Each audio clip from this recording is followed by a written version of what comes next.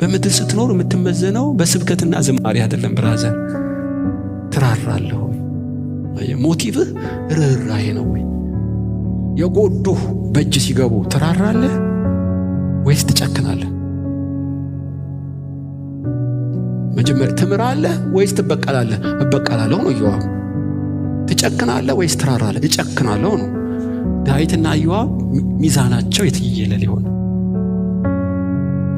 ሶስተኛና የመጨረሻው ሁለተኛ ሳሙኤል ምዕራፍ 20 ቁጥር 14 ላይ ነው የምታገኙት። ይሄን ብቻ ነግሬያችሁ ትንቢታዊ ጸሎት ጸልይላችኋለሁ። በእውነት ዛሬ በዚህ ቤት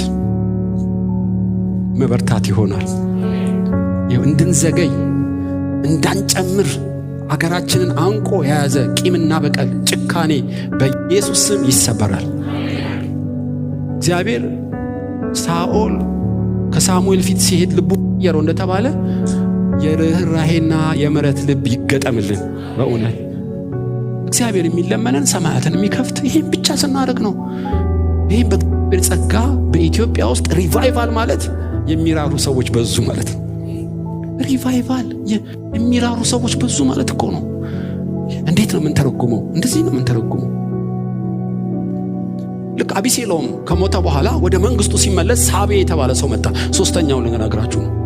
እና ሳቤ መፈንቅለ መንግስት ሊያደርግ ከአቢሴሎም ይልቅ ምሽግ ዘር ውስጥ ሊገባ ሲል አዲሱ መከላከያ ሚኒስትር አሜሳይ ፈጥነ ከአቢሴሎም ይልቅ የሚጎዳን ሳቤ ነውና አሳድም ተወለው። አዲስ መከላከያ ሚኒስትር ስለሆነ ወታደሮችን አስተባብሮ የዳዊትን ጠላት ለመግደል አቅም አጣ።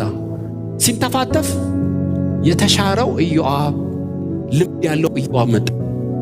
በመንገድ ላይ ከአሜሳይ ጋር ተገናኙ። በጣም ልብ ይነካል። ይሄ ሄዳችሁ ብታነቡት ሁለተኛ ሳሙኤል ምዕራፍ 20 ቁጥር 10 ላይ ተጽፏል።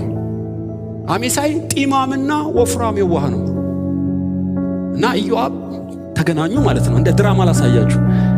ልክ እኔ ኢዮአብ ነኝ፣ አሜሳይ ከዛ እየመጣ ነው።